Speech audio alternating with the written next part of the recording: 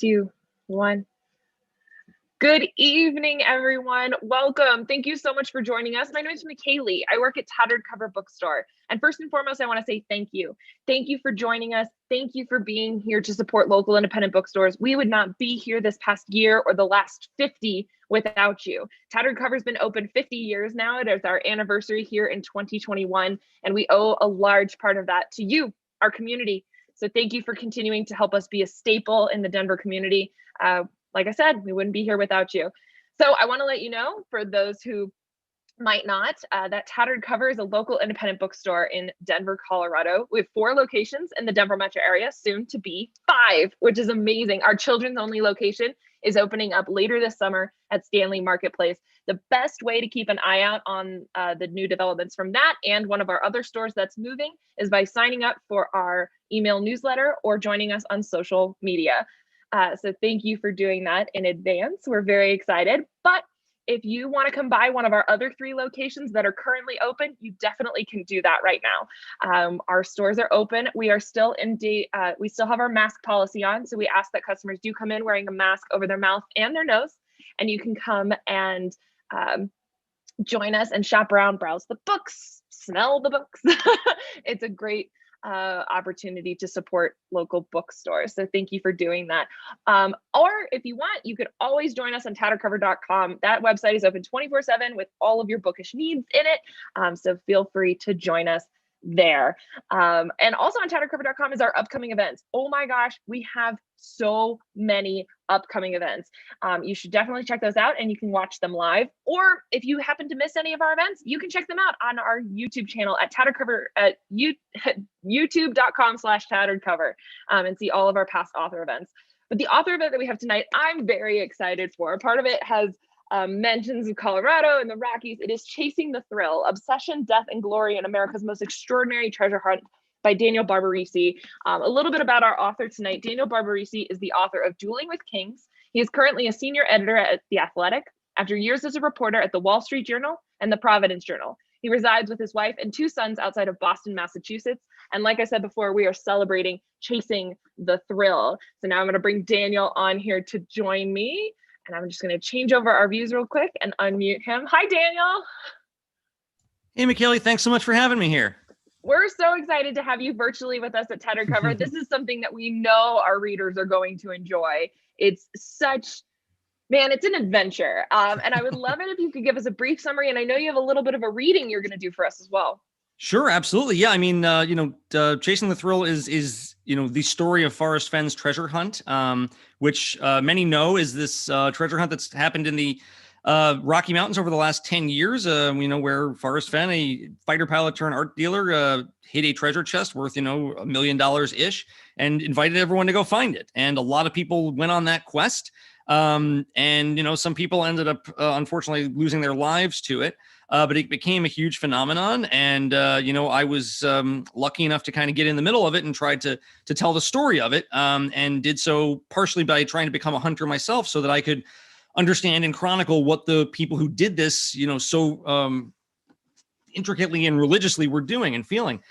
So, in 2017, I started in and kind of just tried to tell the story of it. It had already been out there for 7 years, but it very quickly took a lot of twists and turns from there. So I had a chance to chronicle those over the last 4 years and through the hunt's conclusion. So, Chasing the Thrill just came out on Tuesday. And so I'm pretty excited about it. And, I think I'll just probably read to you guys a little bit here from the prologue, really right at the start of the book.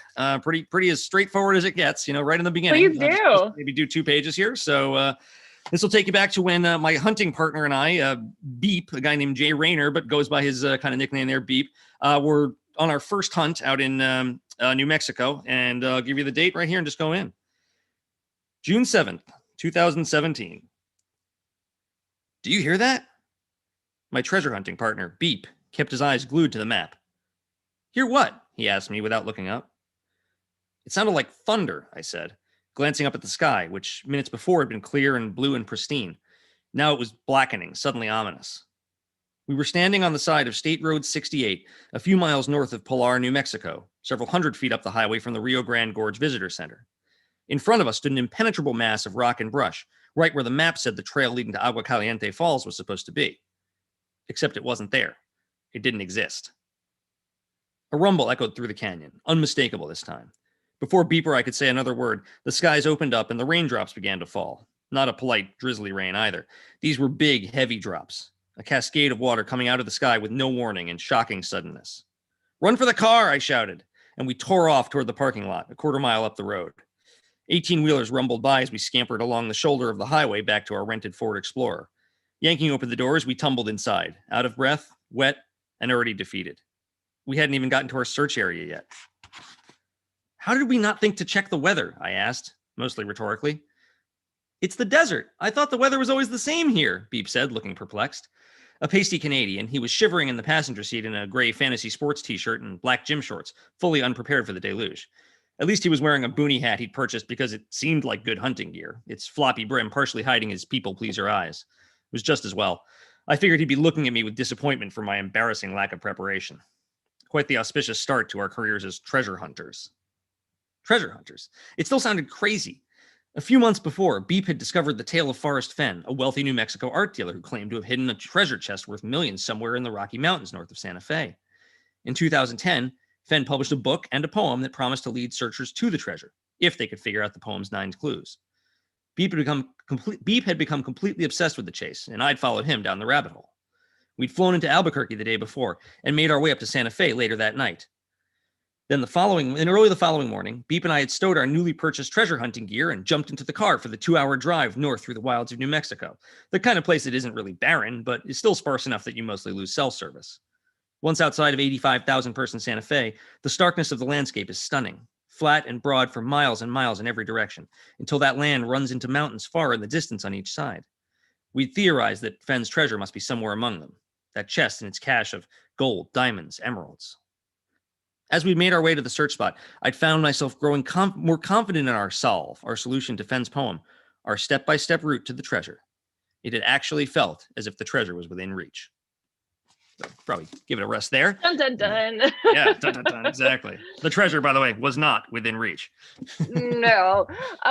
Which, as many know, if they looked it up or finished the rest of the book, there too. But I have to ask about your process in this, because this is just as much of history as it is memoir and your experiences with it.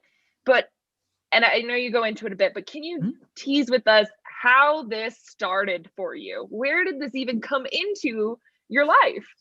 Yeah, actually, so our friend Beep here, who I just mentioned, he's the kind of guy who just dives into things like whole hog. He's a very, very smart dude. He was a board game champion, a fantasy sports champion, a very early crypto millionaire, kind of guy who's not, just loves to dive into things. He's built a board game. He's building a video game right now. He just does stuff. Anyway, so he was my mentor in the last book, Dealing with Kings, which was about the daily fantasy sports world, DraftKings and FanDuel, about the explosion of that. And so I went into that world in the same way and tried to become one of the quote unquote sharks in order to tell the story of that. And he became my mentor in that as I became the fantasy hockey world champion. So that actually worked out. And he and I became really good friends as a result of that. And so then in early 2017, after that book had come out, he kind of just dropped off the map for a little while. And I was like, yo, Beep, Jay, where are you? What's going on? And finally he got back to me and he's like, there's something really important I got to tell you. We got to do this thing. And I was like, what are you talking about? He said, have you heard of the treasure of Forrest Fenn? And I had absolutely no idea what he was talking about. I just could not have had any less of a clue. But he very quickly explained it to me that there was this actual real treasure hunt going on in the Southwest, and it was crazy and nuts and had been going on for a while, and people were searching for it, and you could find this guy's treasure. And of course, he believed he knew where it was. And I, very quickly understood he did not know where it was and had to kind of disabuse him of that. But, he was a little disappointed, but he very quickly said to me, you should write about this. This is an amazing story. And I was like, my God, yes. I mean, how has nobody done a book about this?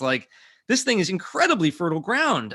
So I immediately got super excited to try to tell the story of it. And, I at the same time, I was like, why go write about a treasure hunt if you can't play treasure hunter? So, partially because I think it's a really good way to understand the people in it and what they are feeling and doing. And partially because, it's kind of a lot of fun to do and experience. I wanted to have an element of, first person deep dive, Plimpton-esque rabbit hole, all that kind of stuff in this. And, be able to feel and understand the feelings that hunters are feeling when they go out and search for this thing, and understand the process and understand, how you do it right and how you do it wrong and all the things that go right and wrong. And so, I said, all right, I'll mix these two things together. I'll have, a little bit of dude wandering around the woods. But I don't really want to do that so much. I want to be with the hunters. I want to, live amongst them and experience what they're doing and feeling and get close to them, and tell that story that way. And then also kind of try to just tell the story of this hunt and, what happens when you drop a treasure hunt into the modern world and all the things that go right and all the things that go wrong and just all the unintended consequences of it. So, I just basically tried to do that and just let it go where it may and just ride it out, and see what happened with it. And try to also, yes, as you mentioned, there's a history element here, try to place this treasure hunt in the context of treasure hunting, and in the context of society and all that jazz. But, just really try to experience this thing, understand it, live it, and then just explain it, hopefully for all time to the outside world. Well, and that brings me, we were talking before we hit record on this, we were talking about past treasure hunters. And like you said, you mentioned just now how that fits in, how this particular one fits into the context, this being one of the more recent, if not the most recent that I know of. But I want to know where your research process started, right? So obviously you've got boots on the ground, you're experiencing it, you're living it. But when you're researching other treasure hunts, where do you even start with something like that? Well, I mean, fortunately, treasure hunting is a thing that people love to talk about and write about. And so, there are books on other treasure hunts and all that kind of stuff. And, not as many as I honestly might have thought. It was a little bit harder. There are some very, very specific, very detailed books on specific treasure hunts, but there's not a lot of like treasure hunting around the world books that really capture everything. There are some, fortunately. Dr. Jane McIntosh wrote a very good one, I believe called, I think it was just called Treasure Hunting or something like that. But it was very useful actually to kind of just, have an overview. But just, trying to go back and look at some of the old stuff and, you go back to some old documents. I was dealing with some very old books at various points, books from the 20s and 30s, obviously 1920s. Now I guess we are in the 20s again, but there was some really old stuff that you actually had to find to get some good treasure hunting info. And I was able to go pretty far back with some nice help from the Needham Public Library. Very good librarians there, nice people. And so just tried to put all that stuff in context. But then more recent treasure hunts and the phenomenon of kind of armchair treasure hunting, which this kind of sort of qualifies as. There are some somewhat modern experts on that, but there's not a ton about that. So a lot of that was kind of piecing that together, from some media reports and talking to people who'd participated in them and that kind of stuff. And then, some of what I did was try to get close to real live professional treasure hunters. Like I went down at one point to Key West and spent some time with this family of very famous treasure hunters, the Fisher family, who have their whole operation and multiple boats, and they go out and seek Spanish galleons. And, their big score was a $500 million Spanish galleon they brought up in the 80s. And so, they've done it and they understand it. And one of the things that really struck me, talking to kind of the head of the family business now, this guy, Kim Fisher, was, I asked him, do you consider these guys out looking for Fenn's treasure to be treasure hunters like you? Is it the same thing? And he said, absolutely. He said, if you're out there and you believe you're on the trail of something and you're tracking it and you've got your solution and you're taking it seriously, it's all the same thing. That feeling you get is all the same. And he said, and he started to take himself back to, remembering the first time he found a Spanish doubloon, on the ocean floor. I think he was something like 9 or 10 years old or whatever. And he said he could feel the hair on his arm rising right at that moment, just even thinking about it. And he's like, those people get that same feeling I do. And it's all real. It's all authentic. It's all legitimate. So I really do believe it's all on kind of the same spectrum. It just depends where you fall. Can I ask a little bit more about that feeling that you've mentioned, that Mr. Fisher mentioned? And can you elaborate a little bit more about what that is and what is this thrill that we're so I think about? Yeah, so absolutely. So I think, why do people like treasure hunting? Why does it, capture something in all of us? I think, there are multiple levels to that answer. I think it's partially that we want to believe in something. We want to believe in something kind of bigger than ourselves. We want to believe that there are things out there that are worth fantasy or worth, dreaming on and questing for, and that are, kind of beyond the scope of our normal lives. And I think people really like to connect themselves to those things, when you seek a treasure, are you seeking to get rich? Yes. But, I think I said in the book at one point, there are easier ways, including buying a lottery ticket, than finding a treasure. You're not going to find the thing almost definitely. But that doesn't mean that the quest for it is any less exciting or engrossing. And yes, there is that small chance that you do find it and you could figure it out and you could get to the bottom of, a puzzle that other people are searching for at the same time. There's a competitive element. There's all that. And at the same time, it also brings you back to, feelings of childhood, of believing in things, of believing that stuff is out there. I think my window into it, I mentioned in the book, because I'm born in the very late 70s, is the movie The Goonies from, I think it's 86, might have been 85. But other people have those same experiences. And whatever your touchstone is, it's going to bring you back to that feeling of believing in that thing when you were probably younger and, before the real world kind of steps in and says that kind of stuff doesn't really exist, but it does exist. So that's really cool. So, you can actually go and seek these things. So those feelings, I think, are the foundation of why people get into it. But then when you're out there, I was kind of, straddling the line here between journalist and searcher and trying to have it all both ways and do all these things. And most of the time I was on the detached journalist element. But when we were out there, when Beep actually came up, there's one part of the book where he comes up with a particularly good solve. And it really, even in retrospect, it was a good solve. And, we are out in Yellowstone and we're climbing over hills and going around curves and going places we absolutely shouldn't go in search of this thing to the spot where he believes it is. And, for most of the time I was like, okay, we shouldn't be doing this. I still don't buy it. It's a good solve, but whatever. And then we ended up seeing something that I honestly could not believe in, something I've never seen anything like it in my life. And, for about 10 minutes there, I absolutely believed we were going to find the treasure. And it was like, the most adrenaline punch in the stomach feeling ever. It was like, you're in it. You are in the middle of it. It is all real and, you're going to find it. And, that feeling was incredible. It was then countered, several minutes later by the disastrous feeling of we stink. We are nowhere near it. We did not find anything and we are failures, but that's okay. That's part of it too. So, you can, even someone like me who, did not have any experience in this and for the most part was not coming up with any good solves. I was a pretty terrible treasure hunter, and I was just kind of mostly just bagging off Beep stuff. And, even for someone like me who most of the time did not think we had anything or any chance to find anything, I was there for the experience of it, still found myself so drawn in by it and, so down that rabbit hole and so believing in it at all that it just takes over your mind. It takes over your heart, soul, belief, mind, everything. It's incredibly intoxicating. Well, then we talk about the people who go searching for treasure, but what about the people, and in this case, the person of Fenn who created the treasure hunt? What did you learn about him and what insights did you gain to that type of person who's willing to create this adventure? Yeah, I mean, on so many levels, he's just a fascinating person. He's a very multi-layered guy.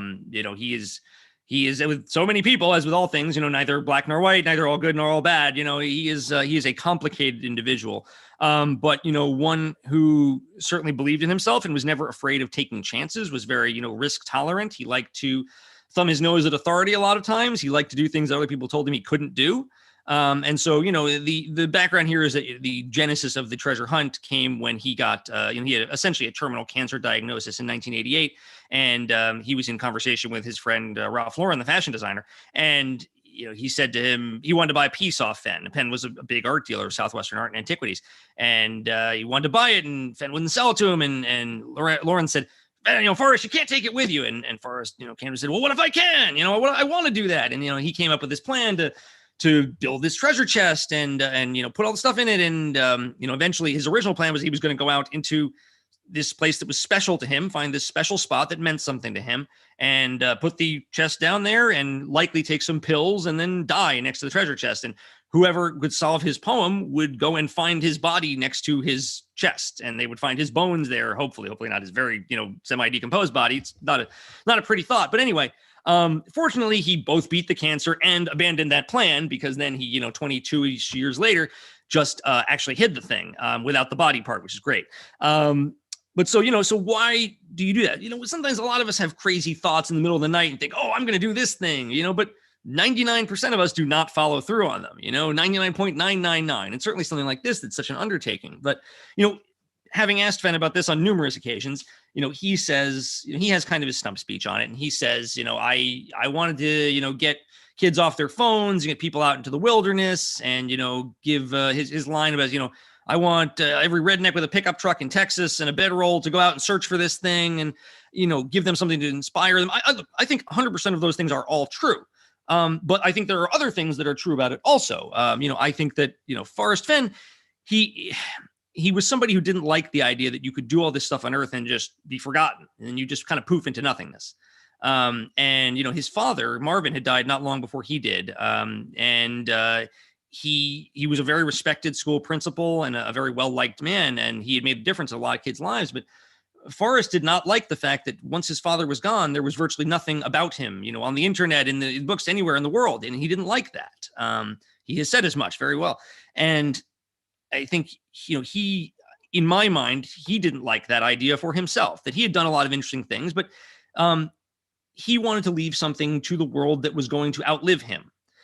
He wanted to, I asked him, and he didn't like this conversation, but, is this his legacy? And he didn't like at all talking about it as legacy. But whether it is capital L legacy or not, that is what he left or was trying to leave to the world. I think he very much wanted this thing to outlive him and to be something that people would chase on after he was gone. And I think he liked the idea very much that it would inspire people and that he had left them something to dream on and, believe in and all that. I think, all those things can be true at the same time. And look, this was a guy who certainly did not mind being the center of attention. I think he also really enjoyed all the attention the treasure hunt brought him to a certain point. But, it kind of got out of his control at a certain level.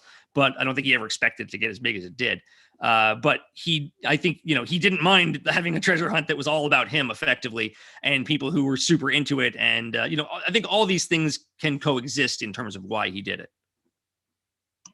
I think there's something very interesting, too, about people that can enact a treasure hunt and people who go searching for it. And I'm curious about anything you might have learned when it comes to the socioeconomics of it, because I remember at one point you talked about somebody spending $30,000, digging up holes and but here's a man who's put millions of dollars, in a treasure chest, so I'm curious about the cost of treasure hunting from a fiscal standpoint.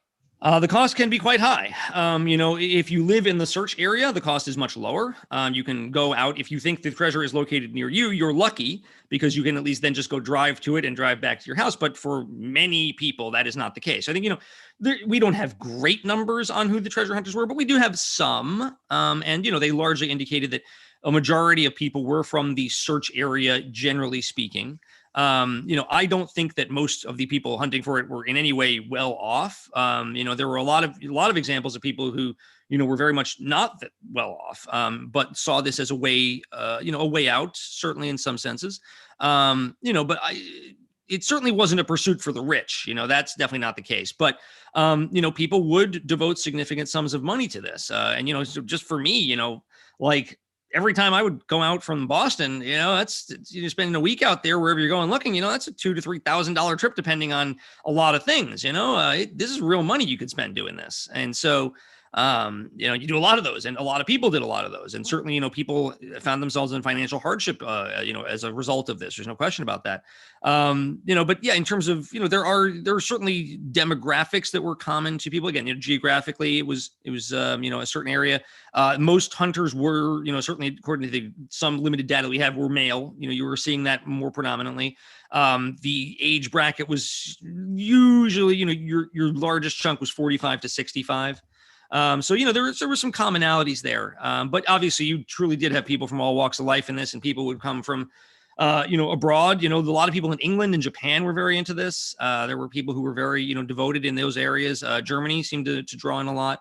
And obviously Canada as well. But, it really did draw people from all walks of life. And I think, gave just people from everywhere in every way something to think they could, search for and quest on. That's so fascinating to me because that it was so global. Because to me, this seems like a very American pursuit.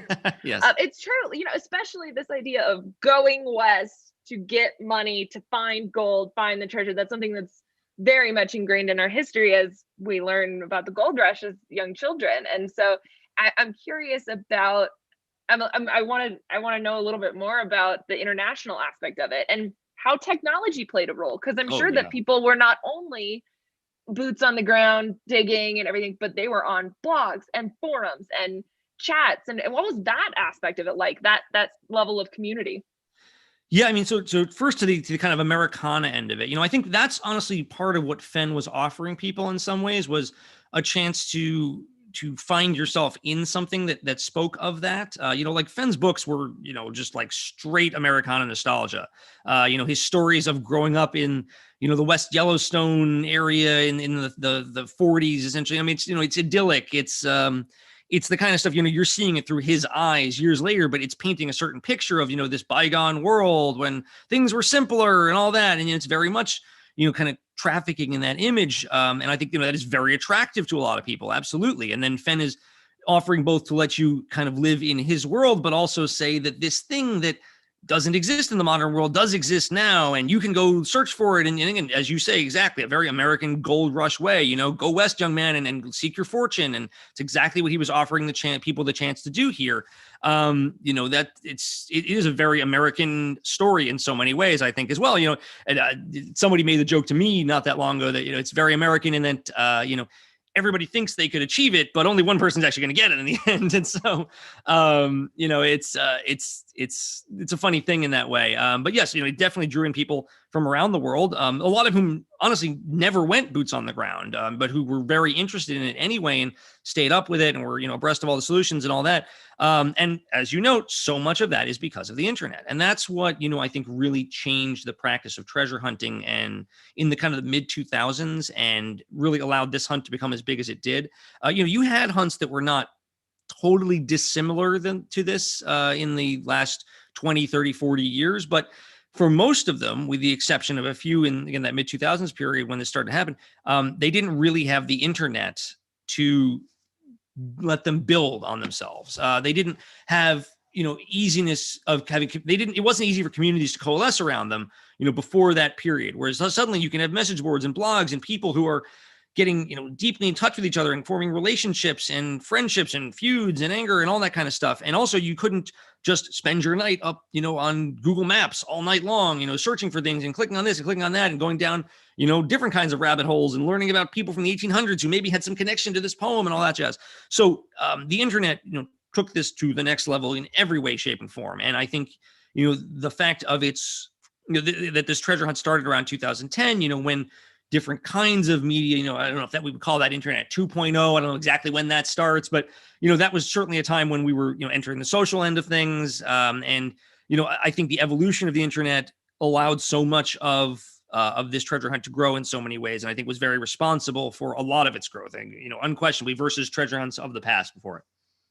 So then, last question before we turn it over to some audience questions that we have here is, where do you see this going? After having immersed yourself in it for so long and written this book about it, where do you see treasure hunting going? Is it going away? Is it increasing? What are your thoughts on that? I think, treasure hunting is definitely not going away. It's funny because, treasure in a sense is going away. A treasure is to some degree a finite commodity. There's not more Spanish galleons out on the Spanish Main, sinking once a year. That doesn't happen anymore. We treasure to some extent is you're taking it away from the world all the time, not adding it to it for the most part. But then you're seeing these new phenomenons of people trying to start their own kinds of treasure hunts and geocaching and things like that and related pursuits. You can even say things like Pokemon Go are to some degree related to these. I think that the growth of the internet and the ability for people to connect on these things, the shortening of distances virtually, all that kind of stuff, I think is absolutely contributing to these kind of things growing bigger, and that we are going to see more of them. I don't know if necessarily you're going to see one that is like Forrest Fenn's hunt right away. I don't expect to see, just a straight copycat type of thing. I mean, there may be some attempts, but not, the next iteration of Fenn's hunt is not just going to blow up because of that. Part of what made Fenn's hunt special was Forrest Fenn, frankly, and his participation in this and who he was and the way he interacted with the searchers. And, there are a lot of things about this that really were unique. And so while I believe that, treasure hunting is not going anywhere, I certainly expect that, at some point soon, I don't know how soon exactly, but the next type of treasure hunt is going to capture people's imagination. I don't know what's going to differentiate that, but something will. It won't just be this Redux. It'll be, this came on the heels of, on The Secret and other things, and that it was on Masquerade, and there's other things before that. and technology changed all of them kind of going forward, and that may be the case here as well. But I certainly, the idea of why we seek treasure is to me somewhat universal, and so that's not going away. That's going to stay here, and people will continue to quest for these things, even as potentially people put more man-made type ones out there. Yeah, no, it's wonderful to see. And like you said, there is such a feeling of adventure that you don't necessarily get other places, or for such an extended period of time. And I'm really glad that you were able to document this and we're able to share it with people. Before we move to audience Q&A, I want to remind you that you can get your copies at tatteredcover.com or at any one of our locations.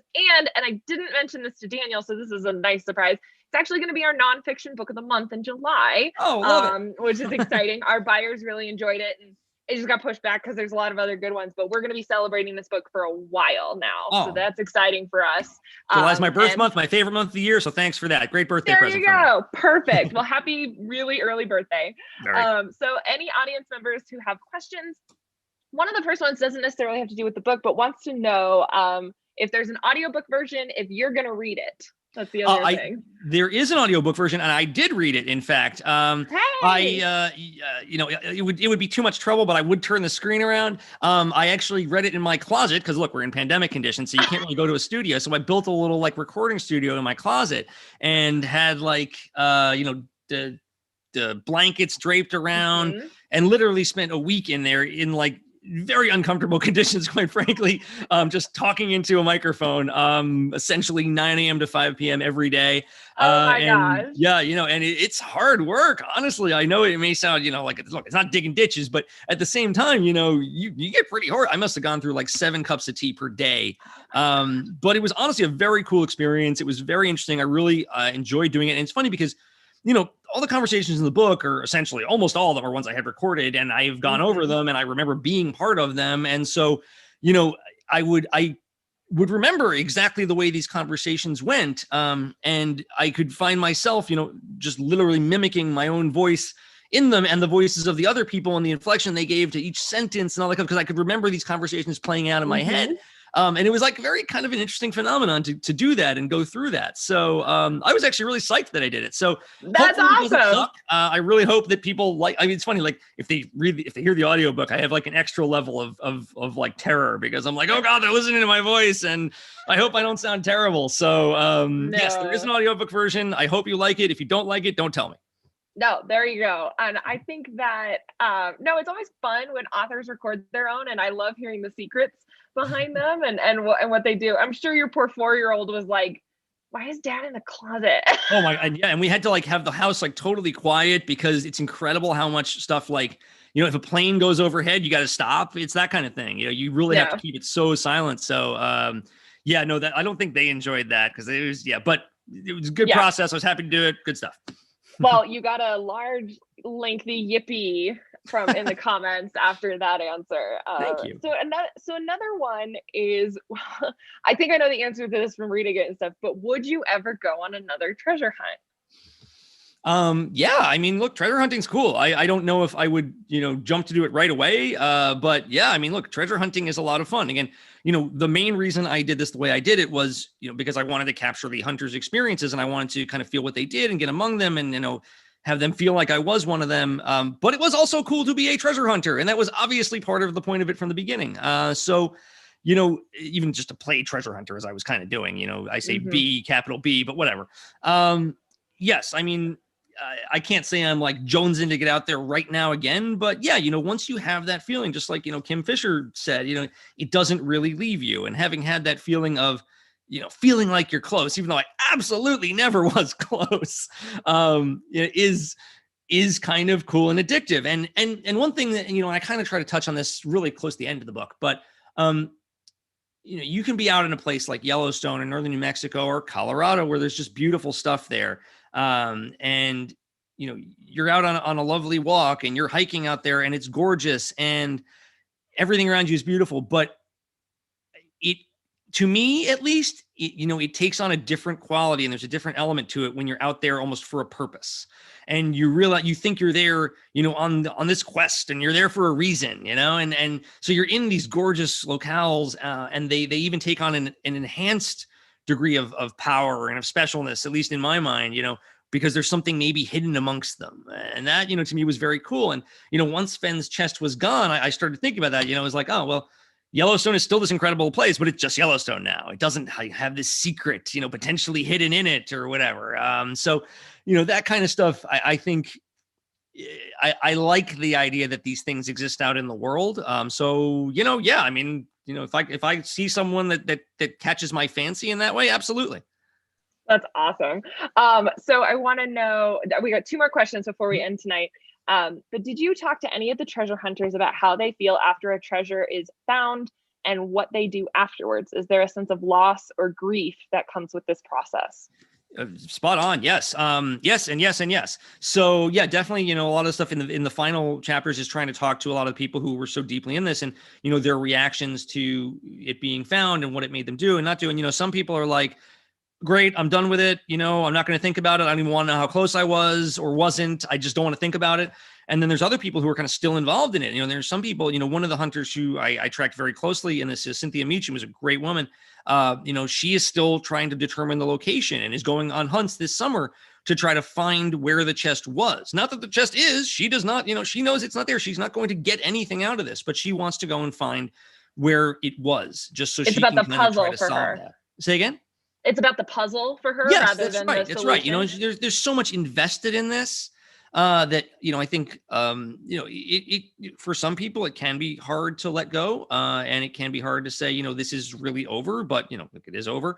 But it's the kind of thing where there are still threads that people are trying to pull to it to some extent, and there are people who don't want it to end. And I can fully understand that. You put so much into this and then it just like abruptly stops. And, that feels almost unfair in some senses. And the guy who found the treasure, he understood that. He knew, and he said to me, he felt like he knew he was taking something away that mattered to so many people. And I think he felt bad about that. It meant so much to him. It wasn't like, he didn't matter to him. It mattered hugely to him, but, he also knew that it mattered, equally or more to many, many, many other people. And so, that's a tough thing. And so, yeah, I think people have had really, responses that really run the gamut there. There's all of those kind of feelings. No, I think that, I don't know. They never tell us at the end what happens right after the ring is thrown in the volcano. They never tell us what happens right after. We don't know what that's like. And so, but these treasure hunters who are going on these real life quests get to experience the full gambit of it. Yes. And, you have to think about when something's gone like that sort of grief that overcomes it. We don't read about that in the storybooks because that's not the exciting part, but they get to experience live. So I'm glad that question was asked. The last question that we like to ask around here at Tattered Cover is interpreted as you will, but what did this book, Chasing the Thrill, teach you? Yeah, a few different things actually. One, it taught me how easy it is even for, someone like me, but for also so many other people to kind of very quickly fall into something like this and to find yourself, as deeply in it as you can be, and how, how fast you can really come to believe this stuff. And, like, I remember, the first year I was in it, I would hear some of these solves that people would say, and I would be like, that sounds crazy. That's not, and that doesn't make any sense, and then like by like year 2, and I was in it, I was like, oh yeah, that's good stuff. Yeah, you got to think that way to get this, you got to think a little different. So, the more you fall into it and just, how quickly you can become that and become a part of that. And, once you go down that hole, how much you can just adopt it so quickly. And then, and the other side of that is kind of what I was talking about before, and, how quickly you can buy in once you're actually out there. And then, I think I came to understand more, I think that it's important to have, I don't know if it's necessarily things like this, but things for people to dream on and believe in. I think that is something that, is a positive thing. Look, I do not think this treasure hunt was a universal good. Absolutely not. I think, I also do not think it was a universal bad. I think there is a lot of gray to it. There, are good and bad with all kinds of things like this. But I think it is a good thing to have things that people believe in and seek and think is greater than themselves and want to achieve and vie for. I think I've come out of this believing that very much. So, that doesn't mean things are not complicated. They very much are. And that doesn't mean that I'm saying, this hunt was perfect in any way. Not, definitely not. But, the idea behind it and behind similar concepts of things, I think is a good thing for the world. You know, it's good that people can have things that we can believe in. Well, and I think that if this was perfect, you wouldn't have written a book about it, to be blatantly Yes. honest. You know what I mean? If it was, that would be boring. The whole Yeah. point is that there's an adventure, there is peaks and valleys that come with it, danger, you know, and excitement and complication and all that kind of stuff. Yes. But not only that, and it's human. That's what makes it human. You took the words right out of my mouth. Beat you to it. Beat you to it. Dang it. But I was going to say, that's the thing, is that it's human, and you make it human by, you know, talking with Fen and the searchers and just all sorts of people in this book. So I really encourage people to get their copies of Chasing the Thrill. You can do it at tatteredcover.com or any one of our locations that's currently open. Daniel, thank you so much for your time this evening. Thank you for this book. I want to give you the chance to remind people who you are, where they can find you online, and anything else that you want to say before we close out this evening. Yeah, no, Michaela, thank you so much for having me. Yeah, I guess I'm Dan Barbarisi. You know, I write this book. Yay. I also wrote Dueling with Kings. I do journalism things also. I don't know. But you know, I just yeah, you know, like I was thrilled at the chance to get to tell this story and try to kind of capture it for people. That was really exciting to me. And you know, yeah, I'm at Twitter at Dan Barbarisi. It's pretty simple once you get the name, which is very repetitive. I'm very excited. This is the nonfiction book of the month for July. I'm very stoked about that. Thank you guys. You can obviously buy it here at Tattered Cover. And you know, I guess hi mom. I don't know if my mom is watching, but I feel like I'm supposed to say that. I know she's watched at least one of these before, so yay. Well, hi, Daniel's mom. We want to say thank you all so much for joining us this evening. We really can't thank you enough. We would not be here without you as an independent bookstore and as a community institution here in Denver. This is definitely a book, obviously, that not only I, but our staff thinks that you need to pick up. So do it now. And then when all the people discover it in July as our nonfiction book of the month, you can be like, I already read it and it's amazing. So pick it up today, Chasing the Thrill by Daniel Barbarisi. And I'm McKaylee with Tattered Cover Bookstore. Daniel, if you'll stick around while I just close this out here. Thank you all again. Check out our events at tatteredcover.com/event. This event is also going to be recorded on our YouTube channel, so you can share it with your friends and family as you like. Thank you again for joining us. Stay safe, everybody. Happy reading. Good night, all. And we're out.